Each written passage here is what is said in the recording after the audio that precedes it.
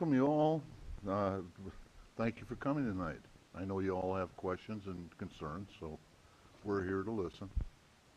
I want to welcome you for coming to the regular meeting of Calimesa City Council. Darlene, could you go ahead and give us a roll call? Certainly. Councilmember Cervantes? Here. Councilmember Manley? Here. Councilmember Molina? I would like to excuse Ms. Molina because of a medical emergency. Mayor Pro Tem Hewitt? Here. Mayor Davis? I'm here. And then we have City Manager Cobo, City Attorney Barrow, City Clerk Gertis, Finance Director Reed, Planning Director Lucia, Public Works Director Monson, City Engineer Thornton, Fire Chief O'Connell, and the sheriff decided to show up tonight, so Mr. Peterson, since I like you so much, I'll let you lead us in the pledge, please. If I can have everybody stand and place the right hand over your heart. Ready? Begin.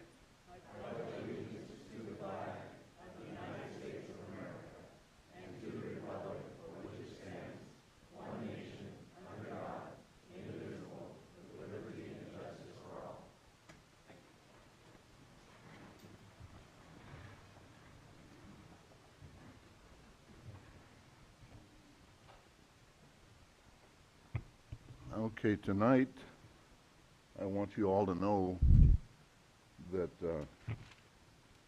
we're continuing this thing until October 2nd on item 11.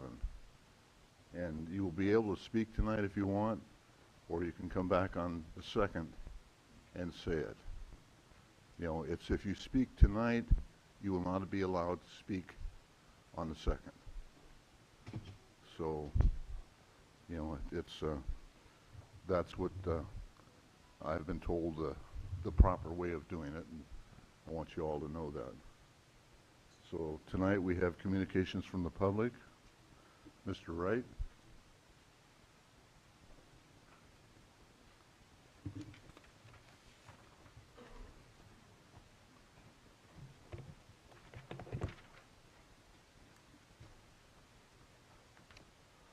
Okay, I want to open and recognize all the good people in the city of Calimesa that do their job honestly and they're hardworking and don't get the recognition that they deserve. I recognize you right now. As you know, I love and care about the residents of Rancho Calimesa, and I'm dedicated to their protection as well as the communities of Sharondale, JP Ranch, Singleton Heights, and Plantation on the Lake residents, young and old. As a senior and sensitive receptor advocate, it is an honor to support them and effectively argue on their behalf and defend their inherent rights as citizens to be protected by the city of Calimesa, California. These residents have the expectation that the Calimesa City Council is obliged to recognize their right to exist and be protected from threats and danger from the Oak Valley North project. These residents protected by constitutional civil rights against harm, age, disability, and viewpoint discrimination are protected from anyone who knowingly disregards the consequence from the act and indifference to the rights of others, like an intentional wrongdoing which is against the law. State of California Environmental Quality Act Public Resource Code 2100 finds and declares it is necessary to provide a high quality environment that at all times is helpful and pleasing to the senses and intellect of man. Every citizen has the responsibility to contribute to the preservation and enhancement of the environment. Public Resource Code 21001, the legislature further finds and declares that it is the policy of the state of California to take all action necessary to provide the people of the state with clean air, water, enjoyment of aesthetic, natural, scenic, and historical environmental qualities, and freedom from excessive noise. Ensure that the long-term protection of the environment, consistent with the provision of a decent home and suitable living environment for every Californian, shall be the criterion in public decisions. Ultimately protected by the federal and state law, which takes precedence and legal accountability, these residents are protected from any prejudicial abuse of discretion or any unlawful activity in the city of Calimesa, California by those who act or make decisions directly or indirectly and may affect the present and future health, safety, and quality of their lives. Virtue Developments knew or should have known, putting 4 industrial warehouses and 35 acres of trailer parking lots in close proximity to 2 senior citizen communities, that there are no environmental benefits that outweigh the risks and exposure to injury and imminent death. Thank you, Mr. Wright. Thank you.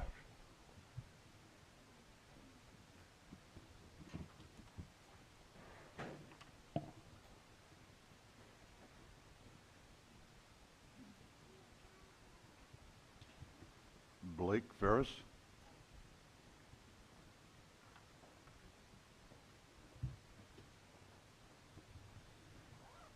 Hello, I'm Blake Ferris, and I just want to come up here and talk about accountability. You, as City Council, has accountability to represent us, and then also City Council is responsible to making sure that city staff is accountable. And I just want you to know that we're looking at you guys, and we want to make sure that you guys are being accountable for who you represent, and that's us.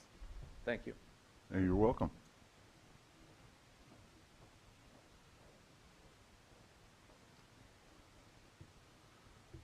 Okay, approval of the agenda, consent calendar, and waiver of full reading of ordinances. This is the time City Council to notify the public of any changes to the agenda, such as removal or an agenda item rearrangement of the agenda, postpone of an agenda item or continuance. This is also the time that City Council can remove items from the consent calendar for individual consideration. The waiver of full reading of the ordinance does not take policy action or approve or disapprove any ordinance on the agenda. It simply means that the entire text of the ordinance is not read. So can I get agenda, or is there anything they want to remove from? Mr. Mayor, just reiterating what you had stated previously before public comment, that item 11 will be, staff is recommending continuation of item 11 to the regular council meeting of Monday, October 2nd. Okay, thank you. And again, from what I was told, if you want to speak tonight, you can. It's just you will not be able to speak again on the 2nd. Okay, is there anybody want to pull anything, or can I get a motion?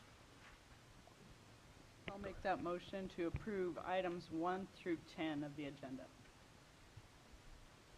I'll second. All in favor? Aye. Anybody opposed? Hearing none? No. So it's passed.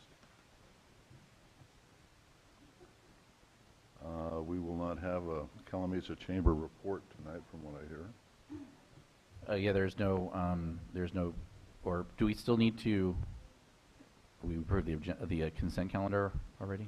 Yeah. Okay, I we've think done we that. Okay, just thank you. did that. Yeah, the Calimesa Chamber of Commerce was not able to send a representative type, so there is no report. Okay. And, okay, now I will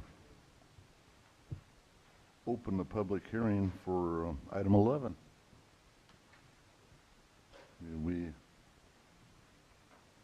Where do we go from here? So, as you've been told twice now, item 11 is the housing overlay, and apparently a lot of people have come for that particular item. If you cannot make October 2nd, this will be a good opportunity to speak, and your comments will be reflected in the record. And so if you cannot make it on the 2nd, you can speak tonight.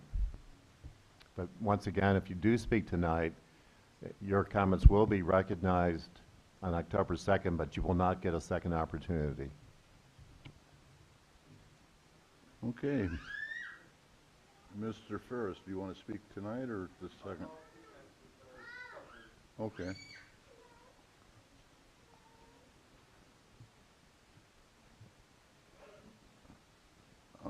Robert Conrad? I'm gonna hold on until the second. Okay, thank you.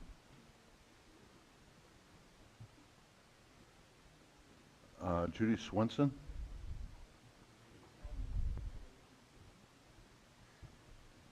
I'm speaking on behalf of myself and my husband. We've lived on Douglas Street. Is it up on? Oh, sorry. We've lived on Douglas Street since 1985, and we've built a house there, and we still have our old house. And I've heard that they're going to be putting a high density across the street from us on Douglas Street, and we simply cannot sustain the traffic. The traffic that we have now is scary. By the time they go by our house, they're going 50 miles an hour. We have one officer in this town that can respond. Our neighbor's dog was hit and killed by a speeding car. They didn't even stop.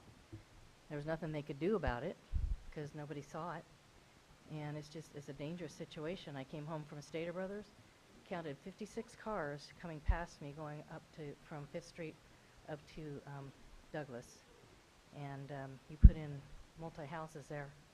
They can put them somewhere else. It does not have to be in this area, the high density. It can be somewhere closer to the freeway so the traffic isn't going to mess up the streets. Our roads are horrible. They haven't been fixed in a long time, and this is going to make it worse. And I just think that Calimesa should stay the way it is, above Bryant Street, half acre. And we fought for that years ago, and we hope to keep it that way. Just for the peace and quiet. I mean, as it is, I sit in my living room, try to watch TV, and it sounds like Grand Central Station going it's terrible. And nothing seems to be happening. I mean, nobody stops at stop signs by our house. I know down the street they've had almost 5 different collisions. So I just think for the safety of this community and to keep it the way it is, it shouldn't happen. It should be restricted to the half acre. Thank you. Thank you, ma'am.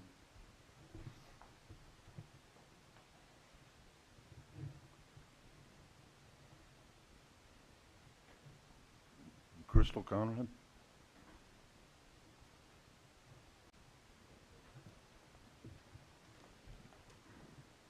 Hello. My name is Crystal Conrad. My husband and I own a home on Avenue L. We have lived here and have been members of this community for over 10 years. I am opposed to the proposed zone change. While growth and development are vital for any community, it is crucial to consider the impact on homeowners and the harmony of the existing neighborhood. Introducing apartments in a single-story neighborhood can bring about several challenges and concerns for homeowners. Firstly, this kind of development often alters the character of the community, disrupting the harmony of the low-rise residents with sudden towering structures. The resulting change in the landscape can detract from the neighborhood's aesthetic appeal and overall ambiance. Moreover, increased population density from apartment buildings can lead to escalated traffic, parking difficulties, and noise pollution. These issues strain the existing infrastructure and amenities, causing inconveniences for residents who have chosen a quieter suburban lifestyle. The representative from CEQA said that they do not look at this when they're preparing their report. They only look at the traffic pollution. Additionally, property values may be adversely affected as potential buyers or renters might be deterred by the sudden shift in the neighborhood's housing profile. Single-story homes often attract a specific demographic seeking a particular lifestyle and ambiance. And introducing multi-story buildings can alienate this demographic. Furthermore, considerations such as limited sunlight and privacy concerns should not be overlooked. Tall structures can cast shadows over neighboring homes and compromise the privacy of existing residents. I know that Kelly has said there will be requirements for tall walls and mature trees, but with a structure that is 3 or 4 stories, there is no way that you will be able to give us adequate privacy. People will still be able to look out from their balconies and see into our yard and our house. In conclusion, it is important for you to carefully weigh the benefits of development against the potential drawbacks, considering the impact on the homeowners and the essence of the neighborhood. Community involvement, thoughtful planning, and transparent dialogue between city staff and residents are crucial to strike a balance that respects the interests and concerns of us all. I urge you to consider opposing the proposed zone change and instead explore alternative locations in undeveloped areas. By doing so, our city can preserve the existing neighborhoods in their current state and strategically plan and develop zones where single-family homes are not presently established. Thank you. Well, thank you, ma'am.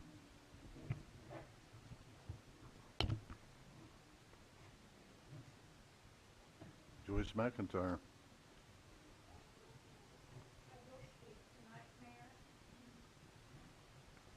Joyce McIntyre, Douglas Street, Calimesa. This RIPAOZ high-density project between County Line Road and Avenue L in Myrtlewood is not in continuity or a high level of design quality with single-story homes and properties. The project is urban planning by city staff creating unanticipated consequences of major significant impacts on neighborhoods, infrastructure, and forcing us into overcrowding, overburdening, compact developments that are not keeping with the character of the existing neighborhoods in this area. Also, the project is forcing us to be reliant on state water supplies. This is not fostering a well-planned project. You 5 council members need to ask, is this project in existing residential neighborhoods right, good, fair, or just for everyone in that area of Calimesa? The answer is no. There are no significant benefits with this project. City staff and the consultant are reporting misinformation, stating they chose 36 properties that were close to interchanges, multi-family products, and close enough to walk or bike to downtown business district. None of this applies to Douglas Street. Who is going to walk or bike 5 miles to stop, shop, or eat? Douglas Street should not be included in this project. If the RIPOZ is approved, it will allow 2,156 units, which is in excess of what SCAG required. At 2.5 vehicles per unit, that equals 5,390. Traffic impacts from this project will generate extreme volume on Douglas and Avenue L.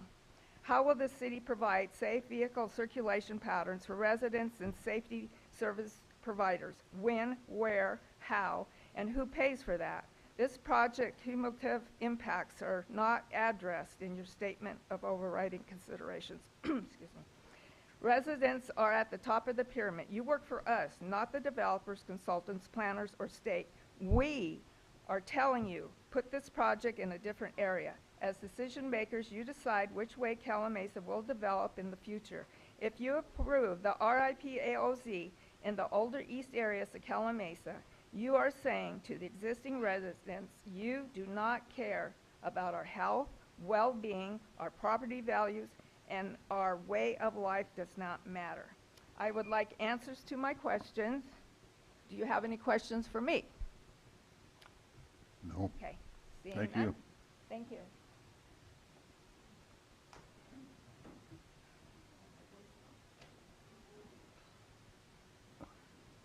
Sierra Hemphill, is that right?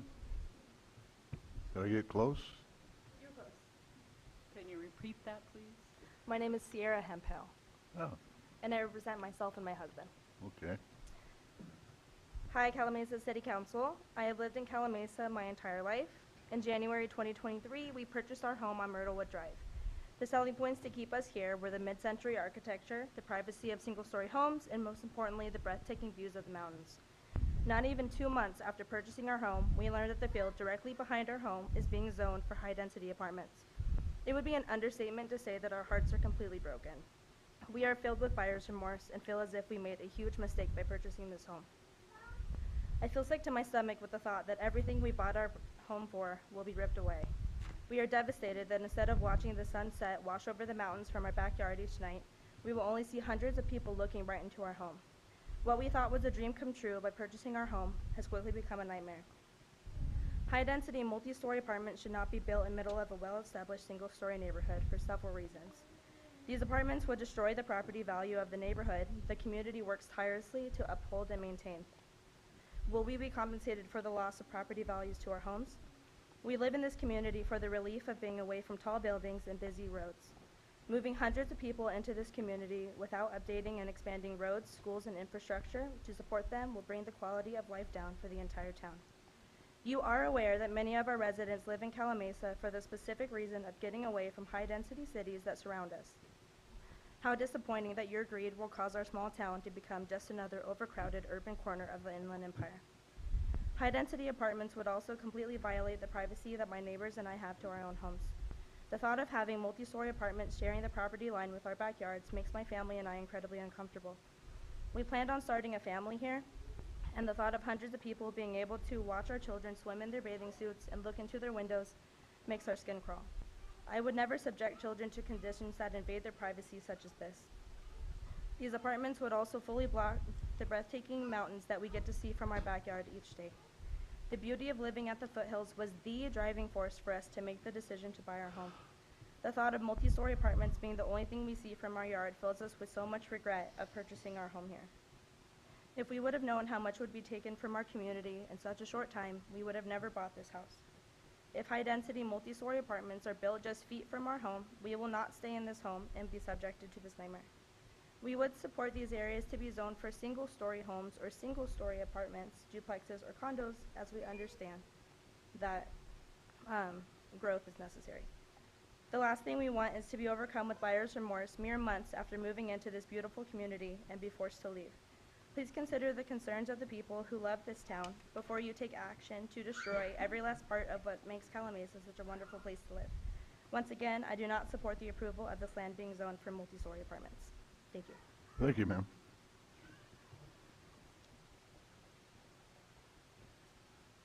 Michelle Britton? Okay. Mike Britton? Very good. Shelley Maloney?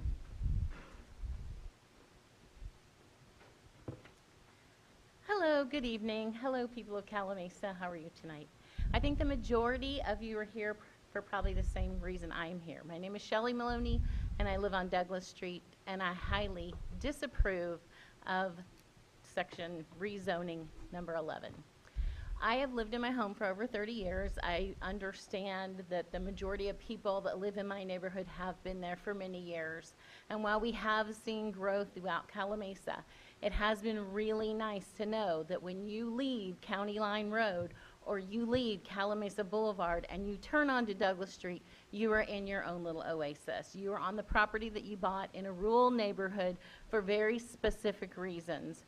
We left a sprawling city where it was impacted with a number of homes, apartments, and low-income housing specifically to get away from that and to raise our children in an area that would be more conducive to a family lifestyle and a place where they could play and roam and enjoy our plot of land. Again, I understand growth, but Douglas Street is not the place to do it. As everyone has already said here, Douglas Street is highly impacted with traffic.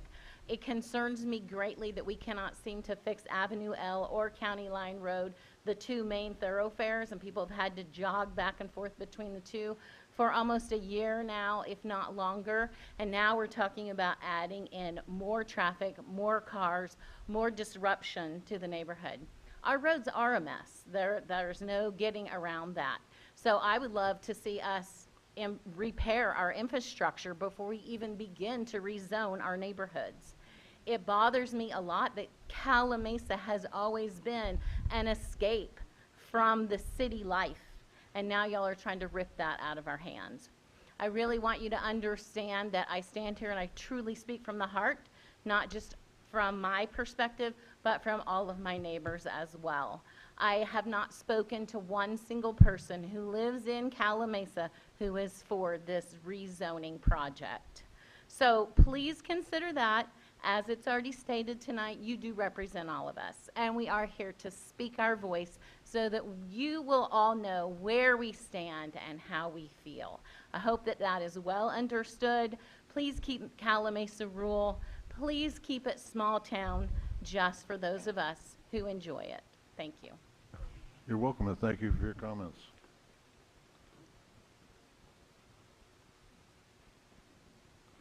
I have no other speaker slips.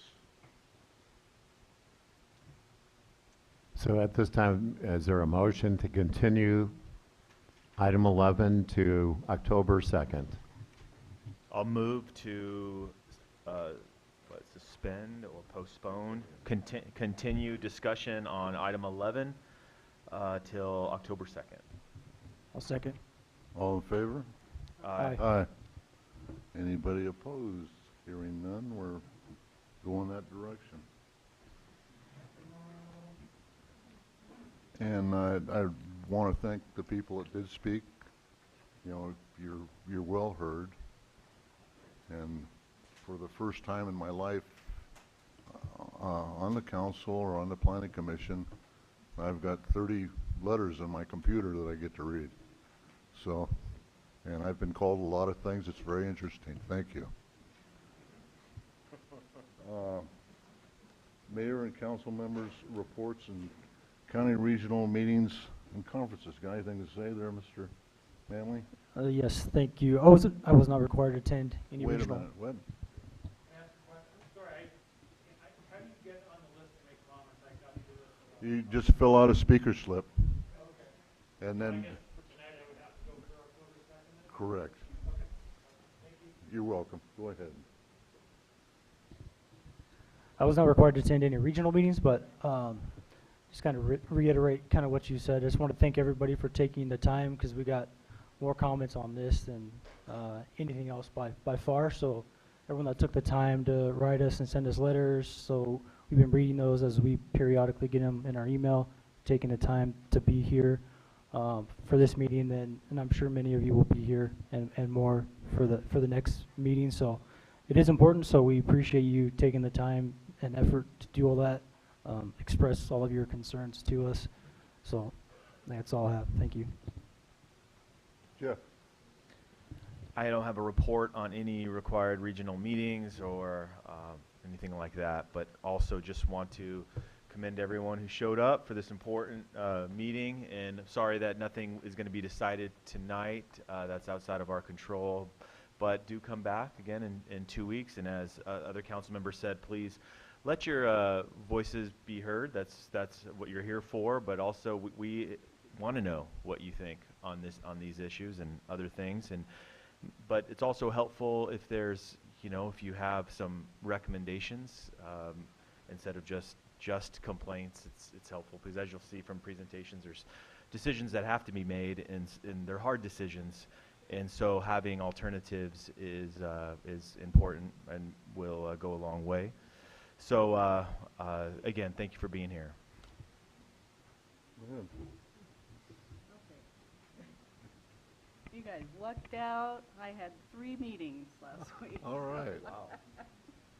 And I just want to thank everybody. I did read all the emails. I tried to respond to most of them, and I keep up to date on those. So thank you for being so concerned. We really appreciate it. We want your input on this.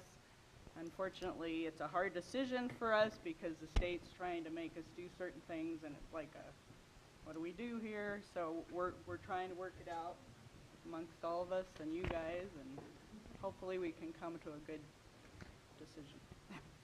Anyway, on to my meeting. On September 11th, Monday, I attended the WRCOG meeting, and they spoke about the PACE program that was happening.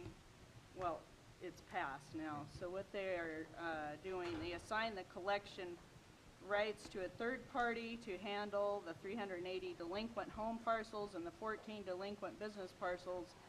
They assigned it to First National to collect on those. The purpose of this is to align with the goal number 3 of the strategic plan to ensure fiscal solvency and stability of WRCOG. So they are trying on that. The next meeting I had was on September 13th. RCTC, I went for Linda Molina. She wasn't able to make it. And what was kind of cool about that is they had, so in Temecula, Temecula has a lot of traffic. It's crazy over there. So on the freeways, they come up with this plan, this thing from this gentleman from Australia it's called Transmax. And they have done this over in Australia, and it's called Smart Freeways. And what they're going to do, it's a pilot program, so what they're going to do is they're going to put on those lights getting on the freeway. It says here, let's see here, the annual commission workshop. Let me see, let me read it to you real quick. Technology-based traffic management strategies, referred to as smart freeways. This meeting launched a feasible study of the pilot project along the I-15 from the San Diego County line to Winchester Road in Temecula. The proposed pilot project would control traffic using a software called Streams, developed by an Australian company called Transmax. So they're going to be doing that, and hopefully, I mean, they say it worked in Australia, in Melbourne, and they also had it in Colorado. So hopefully that can ease some of their problems on the freeway on the I-15. I know every time I went to Escondido, it was like, you got to get back through there before 2 o'clock, otherwise you were stuck. So, and the next meeting I had was TUMP on September 14th to discuss all the programs that we're having in our area, which we have County Line Project going on, and let me see if I can pull that up. Cherry Valley Interchange is on that, and let's see, what else? The Singleton Road. What? Singleton Road, Singleton Road. missing ramps. So we have a lot of projects going on that TUMP is going to be helping to pay for that, and I'm excited to get some of those things done and move forward with that. Hopefully it can ease some of the traffic on Cherry Valley Boulevard. You know, we're looking forward to that, trying to push things through. Everything takes so much time, and it's kind of exasperating, but we're really trying to push it and move forward. And that's it. Okay. Oh, what? Well, I didn't attend any regional meetings. I spent too much time reading letters. But you guys, you know, the people on the council, they're here because they wanted to be. And, you know, they care about this city. And they all have kids. You know, I don't have any kids. I'm going on my 31st great-grandkid. So it's, you know, I got to work for birthdays. But it's, you know, I moved here back when there was no people. And I've come from bedroom communities like Watts, Lakewood, Fontana. I lived in Northern California on 10 acres, didn't have a neighbor, loved it. You know, I'm fortunate now I don't have any neighbors, but still, you know, we're being pushed into this by the state, and it's your representatives that get elected in that have caused this, you know, and what they think is one size fits all. You know, it's I don't live in that world. You know, when they wanted to build JP, I was against that. I told them I would rather have the flies and the smell of the chickens than people. You know, and that the same thing with the housing tract that is behind me. I didn't want it, but I can't tell somebody they can't build on their property. It was zoned mountainous originally, and they changed it over to 4 houses an acre or something like that. But it's just, and the developers told my wife she'll never see a rooftop. Well, she can see the whole damn house. You know, so it's, you know, don't believe everything you're told. But we actually try to help you, and we do listen to what is said, and we all take it very personally. You know, so be gentle, and really that's about all I've got to say. But Will, you got something? I do, sir. Thank you very much, Mayor and members of the council. First of all, one of the items on the consent calendar that was approved tonight was related to money from the Riverside County Transportation Commission, $5.2 million for the realignment of Cherry Valley Boulevard. So that was a big win for us. The realignment or excuse me, the realignment of Calimesa Boulevard at Cherry Valley is required as part of the interchange project, so we're trying to get ahead of that. We are hoping to get environmental clearance for the Cherry Valley interchange ultimate improvements by the end of the month, which will allow us to then start collecting, right-of-way requirements and whatnot to get that project up and going. So the $5.2 million to do the realignment is a big help for that. I did want to welcome Gabriel Arguelles. Am I saying that right? Probably not. What's that? Arguelles. There we go. Thank you. He is our new planning tech. It's his first day today, so we wanted to welcome him on board. And I also wanted to congratulate Heather Sturgeon, who was one of our admin assistants up front. When you come to see us at City Hall, you have the two ladies, the friendly faces up front. She was promoted to Accounting Tech 1, so I wanted to congratulate her for that. And then finally, we'll be giving Kelly Lucia, our planning director, will be giving a development update, a comprehensive development update to the Planning Commission on October 9th. And we also want to bring that presentation to the City Council as well, so we'll be presenting that at the October 16th City Council meeting. So just want to give you that update, and that's all I have. Thank you. Okay, with that, I will adjourn the meeting until October 2nd. Thank you for all attending.